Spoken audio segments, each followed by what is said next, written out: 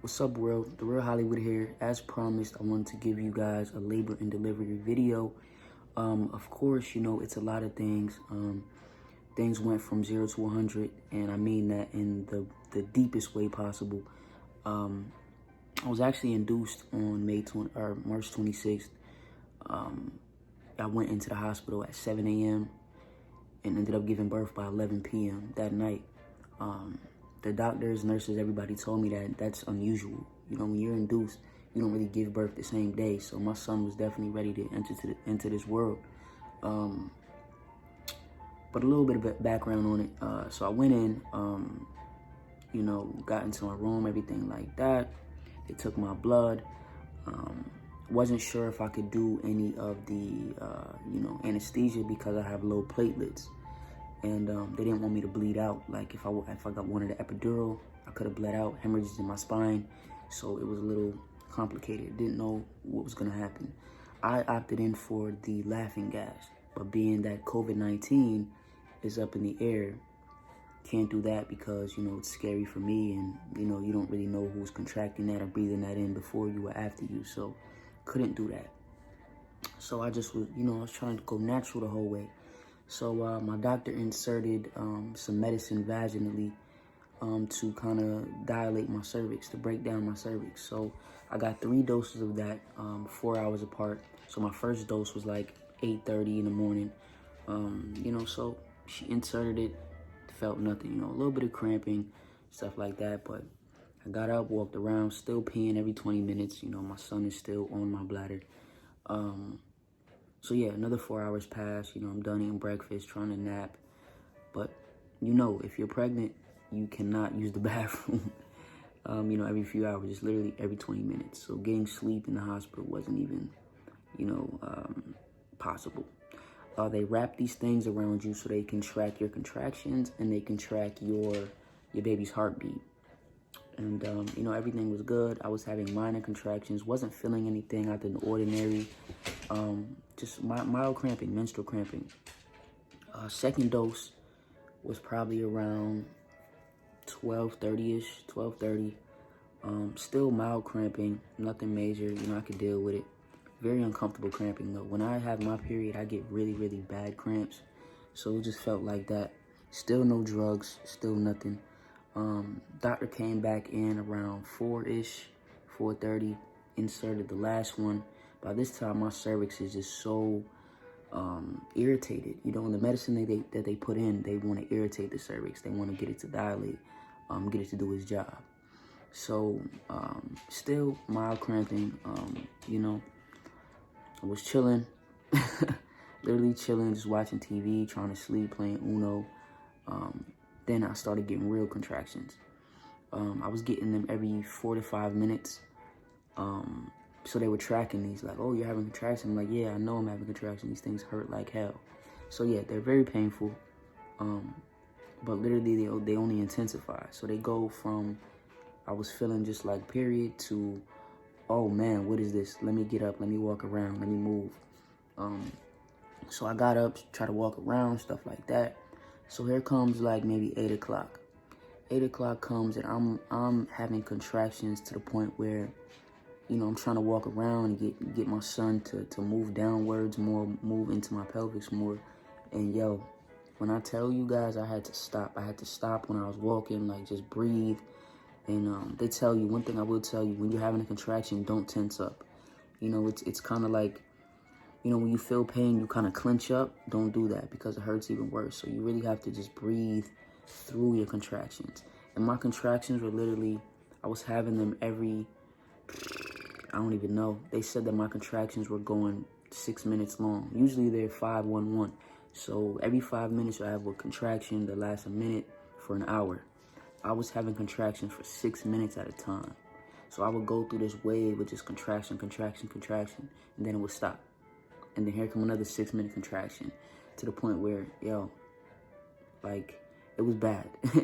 And it got me to the point where I'm walking and, you know, I'm trying to just hold everything in and just really just breathe and calm myself down and really meditate and walk and just say, I can do this, I can do this. And it got to the point where I got to my last contraction and I'm just like, I cried. Like tears came down my face because it hurt so bad. and it's a lot of pressure too. So on top of, you know, your stomach muscles literally pushing the baby down, you have all this pressure in your vaginal area too. And mind you, my water didn't break yet. So on top of that, I'm feeling like there's something inside of me, just like a balloon, just opening up, opening up. So on top of the pressure, on top of the contractions, it was just a lot going on. So there comes my doctor. I'm just like, listen, no, I need an epidural. I can't do it. It's too much. And they put me in the hot tub. They're like, you want to do the hot tub? I'm like, okay, let's do the hot tub. Tried the hot tub for maybe 2 minutes. It didn't work. Like, I was in there like, it hurt completely to the point of no return. I'm like, no, get me out of here. And before the epidural, they have to put something called triggers inside of you. They have to put some in your IV and give you a whole bag of something before they even give you that, because epidural can drop your blood pressure. So on top of my blood pressure is always being like kind of low, then my low blood count, my low platelet count, you know, like the odds weren't really in my favor, but at the same time, my doctor assured me that everything was going to be straight. So before that, you know, my doctor's like, hey, you want me to check your cervix to see if you're dilated? And I'm like, yeah, please do, so we can see where we're going, see how far we have to go. So I got down, and she, you know, went in there to try to figure out if I was dilated or not. I had a contraction. And when I tell you, when you have somebody's fingers inside of you at the same time having a contraction, I wanted to scream. I'm like, no, no, no, no, no, no, no, get out, get out. And that's something I really can't explain to you. That was a very intense feeling. But yeah, so I basically got to the point where, you know, I'm like, no, epidural. And this was about 9:30.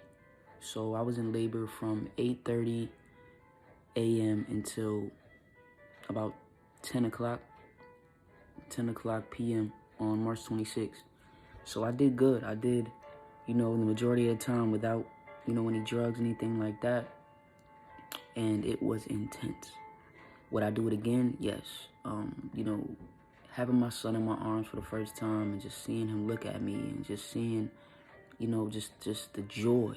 It was amazing. It was a very uncontrollable feeling for me. But the epidural, basically, they sit you on the edge of the bed. You have to bend over completely still. For me, contractions are hard because you want to clench up. Like I said, you want to clench up, you want to move, you want to walk around. It makes you want to just do a lot of things. But for me, I found myself just meditating. So I got down and I just bent over, and I'm just like, just thinking to myself, yo, I got this. You can do this. Just breathe. You'll meet your son soon. You know, I really power talk myself through it. So they numb you up. They hit you with a needle in your spine. I have my full back tattoo. So one thing about that is they don't want to put a needle or a catheter inside of any ink that's inside of your tattoo. So he had to find a space where there was no ink. So he numbed me up. From there, it's just a little tingle and a little burn. A lot of people say that epidurals hurt. No, no, they don't. Well, not for me. So they did that, and then he just inserted the catheter, and you don't feel nothing, you know. And he taped my whole back up, glued my whole back up, and then they moved my legs over, and I got comfortable, and they inserted the drugs, and from there it was just like, whoa, you don't feel nothing. Like, from my lower back into my legs, it was dead weight. I couldn't move, I couldn't do anything. But prior to that, going into labor, it really makes you feel like you need to use the bathroom. And for me, what I wanted to do was, I just wanted to sit in the bathroom and just really just try to use the bathroom, because it felt like all that pressure, I felt like, was me having to use the bathroom. And it wasn't. Like I said, it felt like a balloon was inside of me, just inflating slowly and slowly. But come to find out, it was actually my water. My water was inside of my vagina, just a bubble, just sitting there. So after the epidural, you know, I was super tired. I didn't sleep. This is coming from, you know, waking up at 5 a.m. that day and getting into the hospital by 7 and then just being in labor until 10 p.m. I wanted to take a nap. I told my doctor, hey, I just want to sleep for a little bit, and then we can get this on, you know. So after that, you know, they track, like I said, they track your contractions, they track the baby's heartbeat. So 5 minutes later, the nurse comes in and says, hey, I know you want to take a nap, but your baby's heart rate is slowing down, so we need to do this now. So my doctor comes in.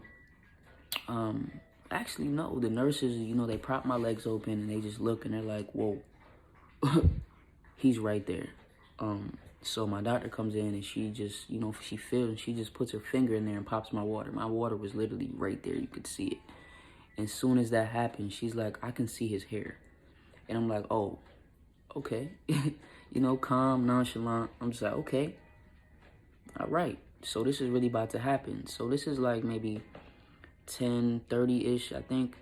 And they're like, okay, so every time you feel a contraction, we need you to push. We need you to grab your legs. So I had my legs behind my neck.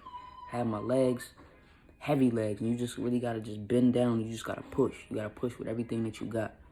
And I would say maybe 8 to 10 pushes, and he was out. She was like, okay, relax. And next thing I know, I look up, and my son is being handed to me.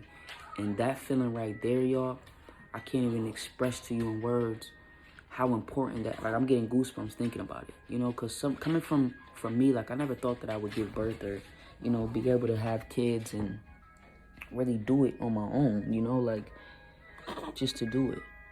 But at the same time, you got to remember that you are in control of your future, and only you.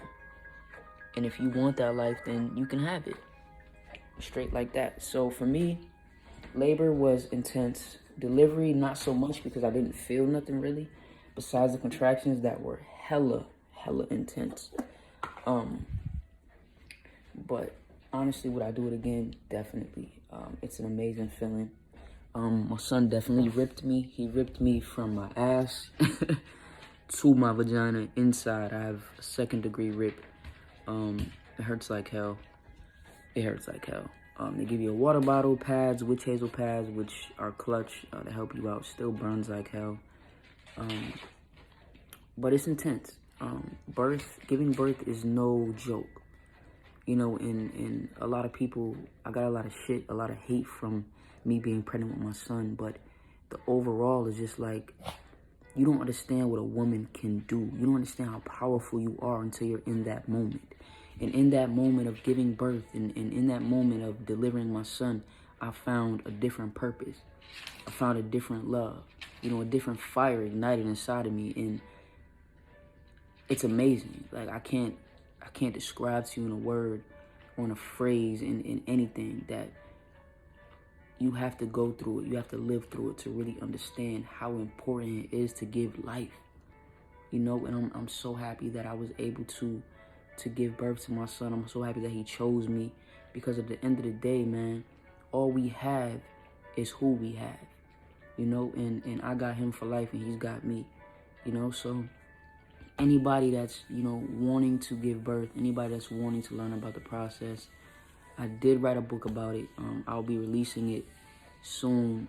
Just trying to figure out the dates and everything like that, but do not give up, y'all. If you want to create life, which I highly recommend, especially in this world, man. A lot of people are going to be old and not have nobody to take care of them. And for me, like, I want to raise a king that's just love beyond comparison. So, yeah, birth and labor, delivery, no joke. But I would definitely do it all over again. That's my call. I love y'all the way y'all love me.